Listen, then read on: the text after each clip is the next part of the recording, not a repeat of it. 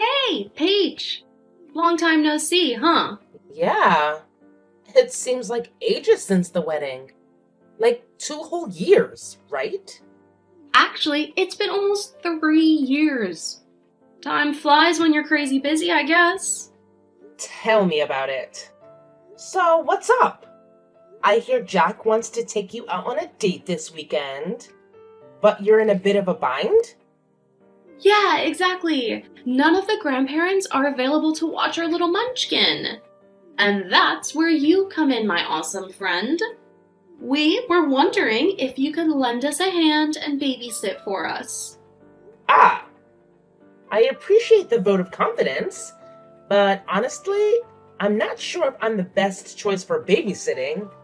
I mean, I haven't even met your little one? Oh, right. We've been pretty cautious about introducing our kiddo to people. So far, only close family members have met our little cutie, and we haven't even considered them for our babysitting duties.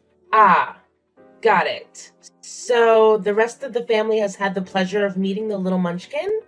Yeah, we had a big celebration when our little bundle of joy was born about 14 months ago. Huh. I never got an invite to that. Must have gotten lost in the mail. What? Oh no! I'm so sorry. Jack said he would send invites to everyone on his side of the family. When you didn't show up, I thought you didn't want to come. I was kinda bummed, to be honest. Well, I'm not surprised he didn't fill you in on that. Communication has never been his strong suit. Oh, I'm sure he just forgot or something. It was a crazy time. Lots going on. Yeah, I suppose you can give him the benefit of the doubt. That's what his parents always did for him growing up. So, it's kind of a pattern. Hold on. That's a bit rude, don't you think? Maybe, but it's not as rude as what he's done to me throughout our lives. Anyway, let's cut to the chase.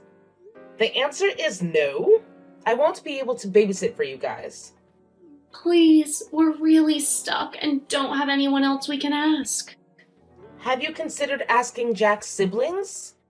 I mean, I know Paul is 17 and probably not busy with a job or anything. He's too young and disinterested. Ruth has a couple of kids, so she can probably add one more little one to the mix. We don't want to give him to someone who can't dedicate their time to him.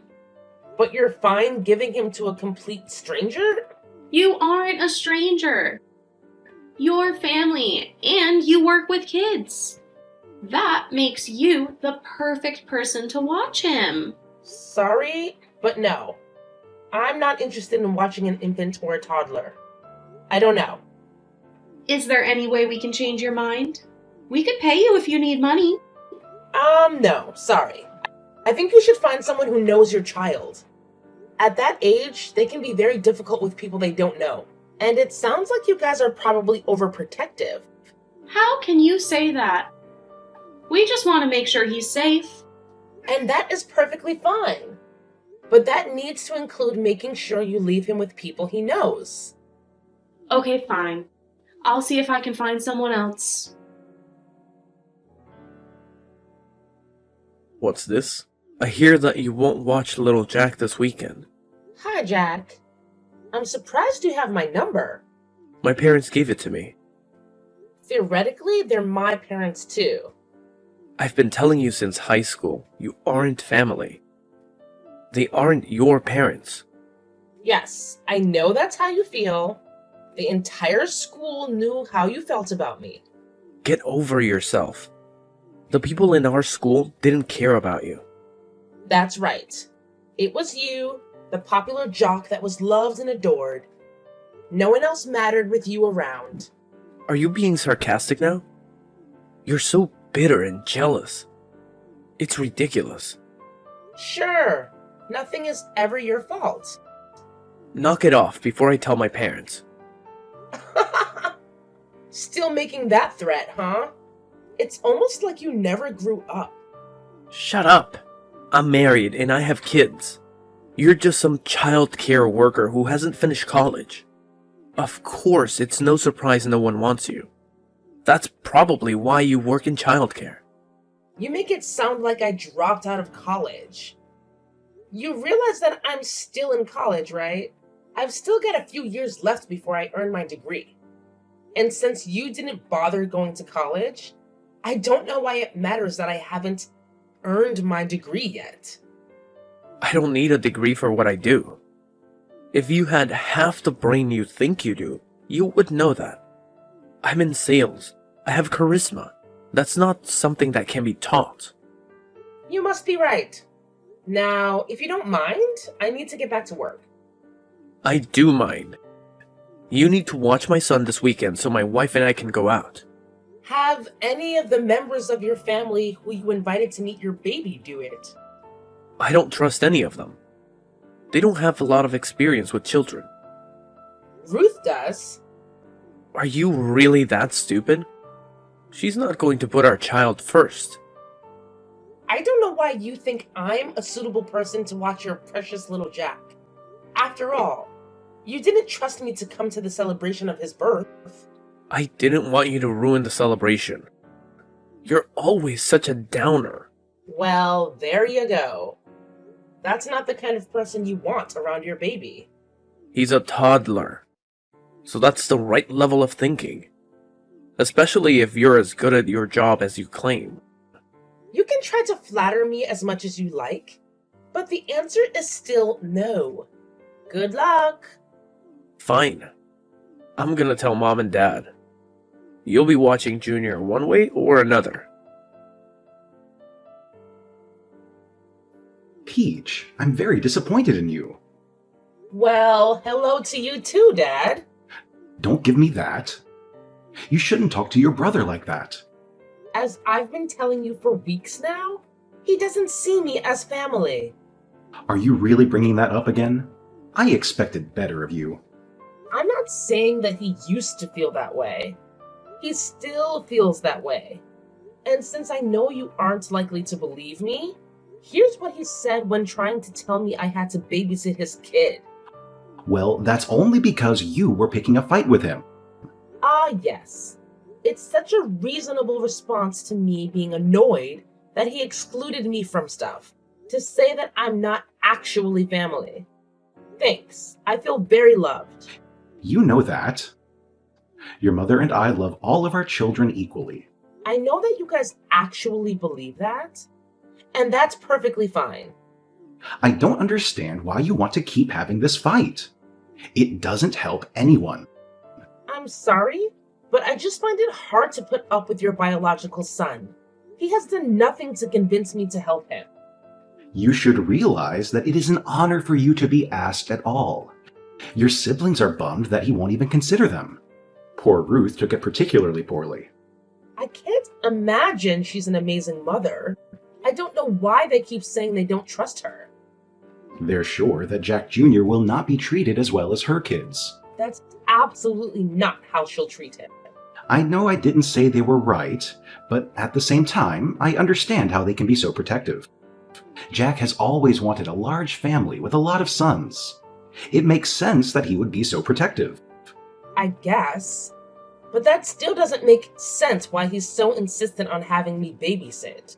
He clearly doesn't want anything to do with me. I know you two have always had a more contentious relationship than our other children. Don't let that affect your current relationships, though. Especially with your nephew. I guess you're right. Yeah, Ruth wishes they would ask her to watch Junior. Despite your relationship with Jack, he still trusts you. You need to make sure you remember that. He just shows it differently. Besides, you know it wasn't easy for him to have so many adoptive siblings. As the eldest boy, he took it seriously. I guess. So why don't you help them out this time? If you and Jack can't work it out, you don't have to help them again. You'd be doing your mother and I a big favor. We feel bad that we can't watch the baby. Okay, I'll do it. Great. Make sure you contact them right away. They're considering staying home. You can't let them know? Oh, come on, you're an adult. You need to put the past behind you. Okay. I'll let them know. That's a good girl. Hi, Betty. It's Peach. I'll take care of little Jack this weekend. When do you need me there? Yay! I'm sure you'll love it. He's such a cute little guy. I'm sure he is. Jack was always really popular in high school. What does that mean? Oh, you know. He was good at sports, and people found him attractive. It makes sense that you guys would have a good-looking kid. Yeah, it's just like a dream. I married a gorgeous man. Now I get to stay home and raise our adorable little children. I feel like the luckiest person in the world. Right. Well, I need to get back to work, but I'll need to start planning for this weekend. Jack said that it's going to be a surprise, but we're leaving around 4 and should be home by 9 this Saturday. That's a good chunk of alone time. I hope you have a great time. It's the first time we've really gotten to go out and be adults. It will be so much easier with you watching him. I mean, kids are your life, right? I do really enjoy playing with them. They're so smart and learn so quickly, and the things they do are cute. See, you're perfect for watching our little angel. I'm sure that you'll have a great time. I'm sure it'll be fun. Will I be able to come meet him before watching him? Sorry, but things are pretty hectic. You see, I'm expecting again. It's early, so no one else knows yet, so please don't say anything. Congratulations! That's amazing! You must be having a lot of fun with Jack Jr. Don't worry, I won't say anything. Great! We'll see you this weekend. Sounds good. See you then. Hey, Betty, it's after 11. I thought you were going to be home around 9. Oh, sorry, Peach. We're having so much fun. We should be home by midnight. Okay. I'm glad you guys aren't hurt, but I really need to get home to study. It's just one night. I'm sure it won't interfere with your studies. I have to finish a report before Wednesday and finals start this week. Well, it's not like one night is going to be too much of a disruption. Okay, but please be home by midnight. I still need to get some stuff done. It'll be fine. Betty, you guys really need to come home. I have to get home and take care of my dog. How come you didn't take care of your dog before leaving? That is so irresponsible. You said that you would be home hours ago. I should have been home by now to take him outside. You really need to learn to plan better than this. So how long do you guys think you're going to be out? We're at a hotel now because we're too drunk to drive home. You've been drinking? While you're pregnant? Stop texting my wife. We asked you to babysit, not nag us. She's pregnant. She shouldn't be drinking. Let her know enough to get drunk. What is wrong with you two? Shut up. I'm not gonna take this from some orphan. Jack, you fool! Text me back now. Oh, how immature, you've blocked me. Well, I hope you guys enjoyed tonight, because I'm never gonna help you again. Peach, why aren't you responding to texts from your brother? I haven't gotten any texts from Paul in a while. You know I don't mean Paul. I'm talking about your older brother, Jack. Oh, I don't see him as family. Are you gonna start that again? When are you going to grow up? Probably in a few more years. After all, my brain is still forming. Are you getting smart with me, young lady? What do you need, Dad? I need to know why you aren't answering your brother. After the last experience babysitting for him, I won't do it again. So when he blocked me from continuing drinking, I didn't feel bad about blocking him. That is very disappointing. You know that he gets emotional. You should take that into account and be a bigger person. So you think that the person who's barely able to drink alcohol should be more mature than the person who can legally rent a car? Don't do that. This isn't about age. It's about maturity level, right? You and your mom never made your biological children act grown up. It's always been on me and Ruth. Almost like you adopted us to be free childcare for you. And now for your grandchildren. Your mother and I love you all equally. Funny, since you sure don't treat us equally. How dare you accuse us of favoritism? We adopted you when no one else would. You should be grateful for everything we provided you. This feel again? A roof over our heads, food in bellies, blah blah blah. You thankless, insignificant horror of a child. We never should have adopted you. Ah, finally, there it is. The way you've always felt. That is not how I felt until now. You have always been difficult. But I figured you would get better. Instead, you keep getting worse. Right, because I won't let you guys use me anymore. We've given you everything. You owe us. Are you paying for my college education? Of course not. Why should we be responsible for that? You could have gotten a job like Jack instead of wasting time and money on a degree. Or you could have been like Ruth and gotten married and started having children. Funny that you actually saved up money for college, at least for your bio children. So clearly you think that college is important. Of course it is. But we paid to adopt you. How could you expect us to keep sinking money into your future? We have children of our own. In other words, you don't really think of me as your child. No, and I don't really care how that makes you feel. You've been so difficult.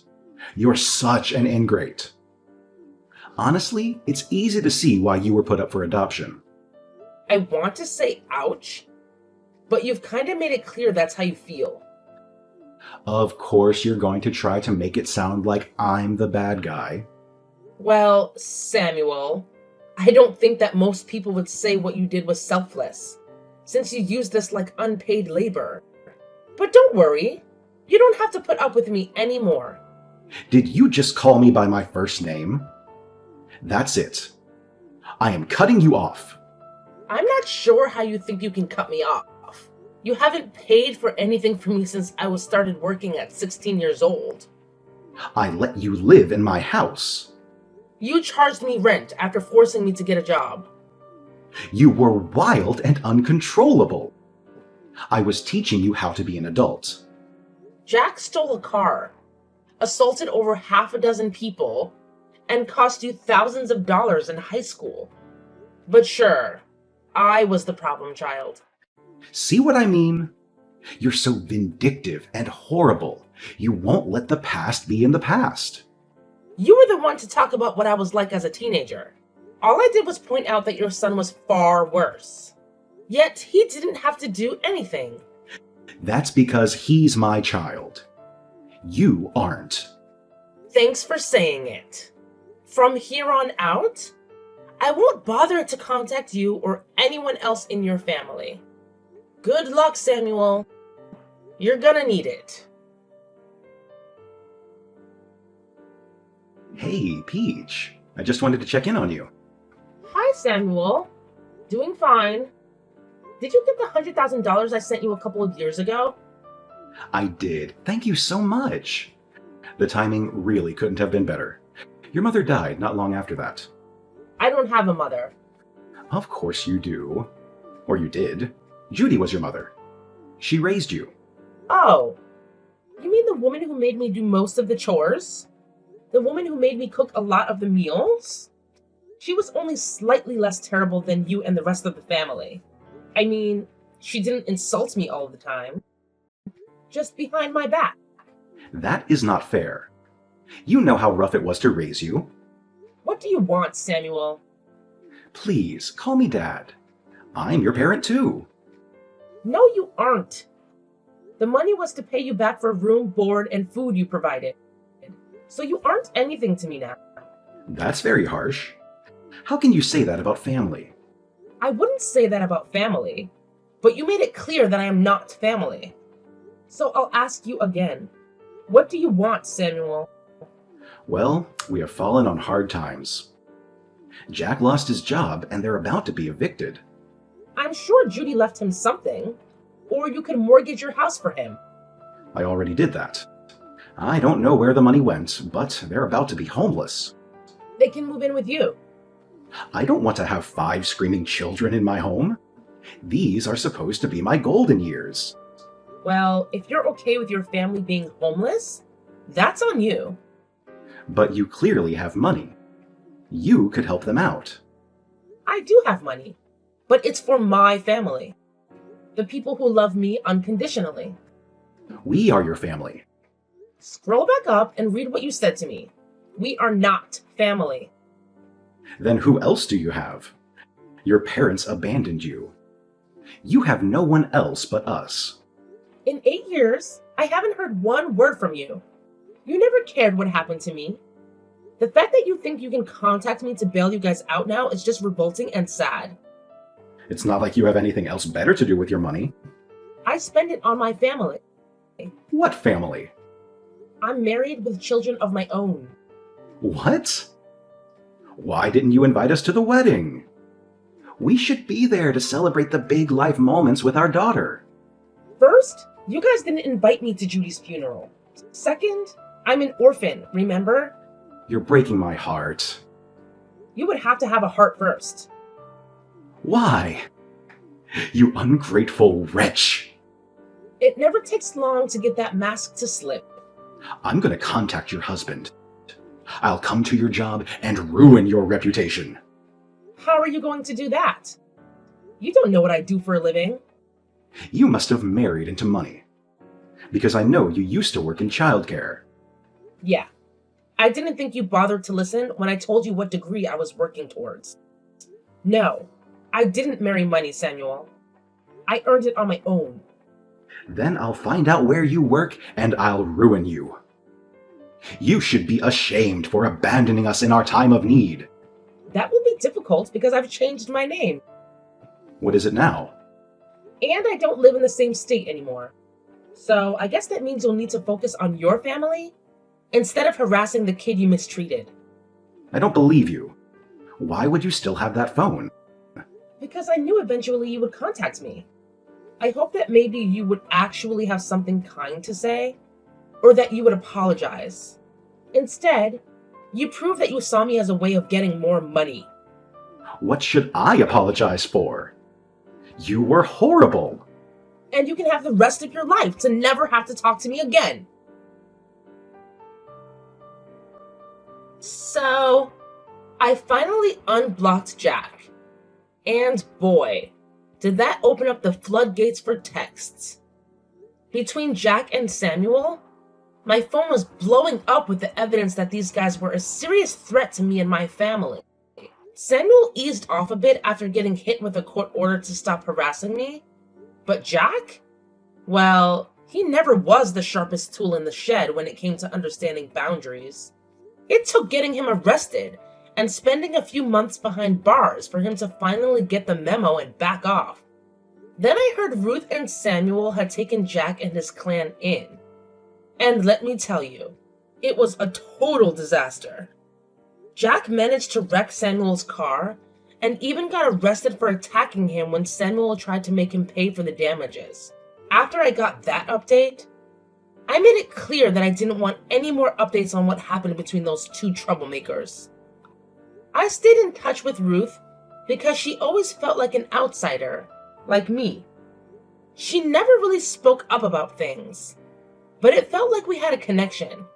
But hey, good news. She's happily married now and her kids are doing great. They're thriving. Mostly because she had the sense to move away from that toxic family after Judy passed away. She did mention once that she might consider taking in Jack's kids, but I made it clear that I didn't want to know the nitty-gritty details. Look, I've been through my fair share of tough times, and I know how awful it can be coming from a messed up family. So, if Ruth wants to help those kids, I'm more than happy to lend a hand by sending some money their way. They're not responsible for their father's actions, and I feel for them. But let me be clear. I won't be bringing them into my home. I've got my hands full with my own 2 beautiful children. And my husband is an absolute rock star taking care of them. For once in my life, I feel like I've got a real family that loves me. And I make sure to show them how grateful I am every single day.